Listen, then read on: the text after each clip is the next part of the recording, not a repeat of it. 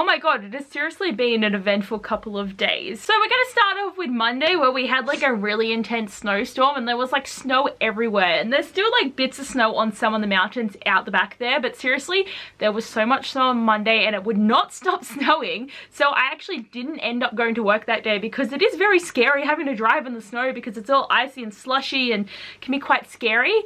But something that really tipped it off that day is we lost power because of the snow, because it was getting on all the power lines and drooping them, and like everyone lost power. Like basically all of Jindabyne and out here and just everywhere, everyone did not have power, and we didn't get power back for 6 hours. So Monday was a bit of a crazy day, and then we come into Tuesday where I woke up and then we had no access to the internet and there was still snow outside, and I went outside and I was taking a couple photos and videos and having a bit of fun outside with that.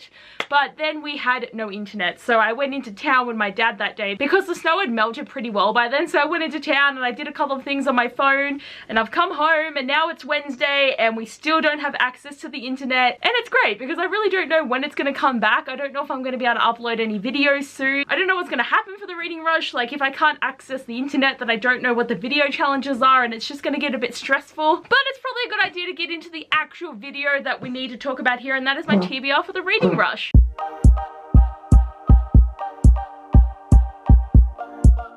So like the mid-year book freakout, which I've done 6 times, this is the 6th time I will be doing the reading rush, even though 4 years of it was the booktubeathon for me. But like crazy, right? This readathon has just taken off and I've done it for so many years and it has honestly been so much fun. And I did peak last year by actually winning one of the video challenges. Like it took 5 years, but I did it. I won the day 6 challenge, and I'm so happy to have won that video because I feel like they probably found it more funny than anything, because I failed the challenge because I wasn't able to spell out my name, but still it was really fun. I got a prize and everything, and I'm here again for the next readathon. And also I want to get some more reading happening because I have not been reading. I just finished my first physical book this month and it's the 15th, and I did listen to an audiobook that I finished, but I was listening to it mostly last month as well. So like it's not going very well for me, so I want to try and get some reading done in this week.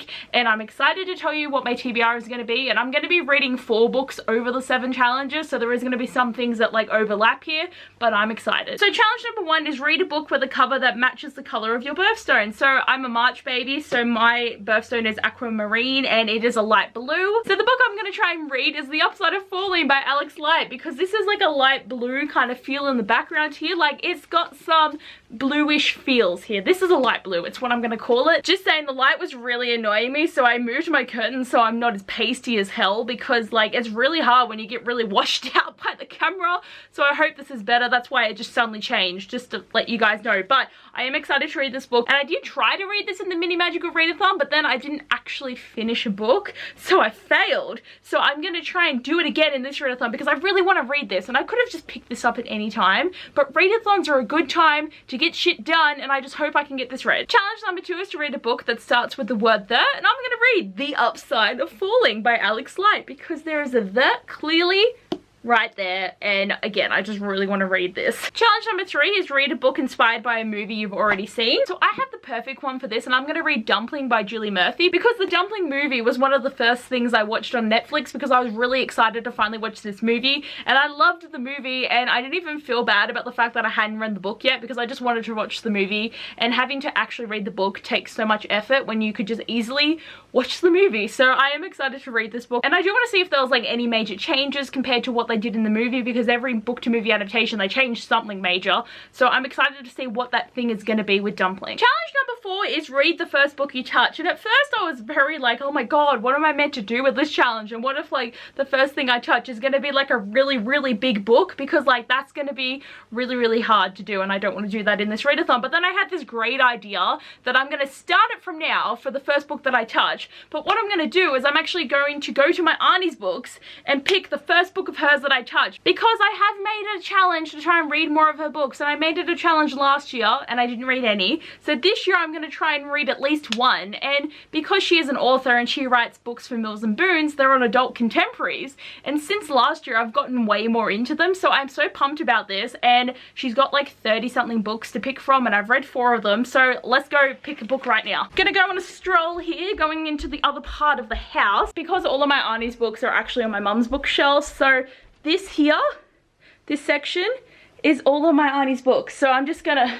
shut my eyes and I don't know what I want to pick. I hope I'm in shot. I don't know what this is.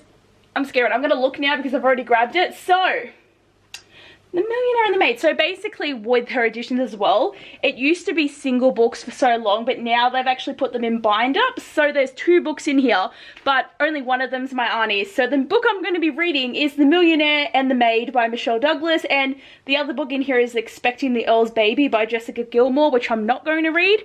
But I am excited. So I'm going to read the blurb because, like, I don't even know how to describe this, but I'm excited. So, housekeeper Jo Anderson gets the shock of her life when she meets her new boss. 6 months ago, millionaire Mac McCullen, that's a great name, was a charismatic celebrity chef. Now he's scarred and reclusive. The last thing Mac wants is a woman who forces him to confront his demons, especially when Jo clearly has her own. Why else would someone so full of beauty and zest for life feel like the plainest woman in Australia? Maybe it's time Mac to help her realize how special she really is. Like, I know I love my auntie, but sometimes some of this stuff is so corny, but I'm so here for it. So, like, yay! I hope this will be a quick read because generally Mills and Boon books are like only 10 chapters and that's just like the main format. So this is going to be great. Okay, that was really fun and I'm so excited. I got a really great one and I can't wait to vlog about my feelings about this book. Challenge number 5, read a book completely outside of your house. At first, I was kind of thinking this was going to be like a really offensive challenge because we're meant to be social distancing and they want us to read outside. And I was like, holy shit, that is such a bad idea. Thankfully for me, I live on a property, so if I'm outside my house on the deck, then it doesn't matter because there's no one around me except the people that I live with, which is totally fine. For some people though, who are like in apartments where if they go outside, they're gonna get like confronted by police. This is really, really bad.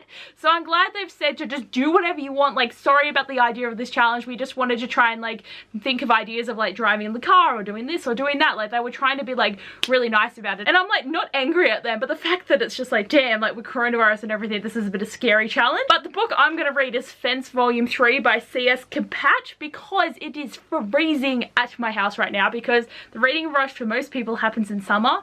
For me, in Australia, it happens in winter, so I'm picking a really tiny book to read outside, and because this is a graphic novel, I will just chill out there and during the week and try and read it and not freeze my ass off. Challenge number 6 is to read a book in a genre you've always wanted to read more of. So I've always wanted to read more graphic novels, so I'm going to read Fence by C.S. Kapat because it is a great one to pick, and I have been getting more into graphic novels, but I'm still very selective of what I want to read. I will still stand by the fact that it is a genre I do want to try and read more of, and I'm excited. So challenge number 7 is to read a book that takes place on a different continent than where you live. I'm assuming The Upside of Falling by Alex Light takes place in a different continent because literally every book ever takes place not in Australia. Like, generally Australian authors will write books based in Australia, but many other authors don't generally. But I definitely think this takes place in like a high school in America because they don't have uniforms on, so it kind of makes sense. So this is my TBR and the 4 books I'm going to try and read, and like, I hope I can do it. Like, it doesn't seem like it's going to be too bad, and they're all contemporaries, so I'm hoping with everything I have that this is going to work out for me and I'm going to be able to read them. But anyway guys, that is my TBR for the reading rush done and filmed, and I hope this will get uploaded before the reading rush starts, and I just hope we get internet back because you know how hard it is not to just be able to go on like TikTok or watch Netflix for me because it's killing me. And like, yes, I have power and I can watch movies and watch TV, but like, I miss my phone. So please wish for me that I will get my internet back and then I can like be a part of the world again. But anyway guys, thanks for watching. I hope you enjoyed and I'll see you guys next time. Bye!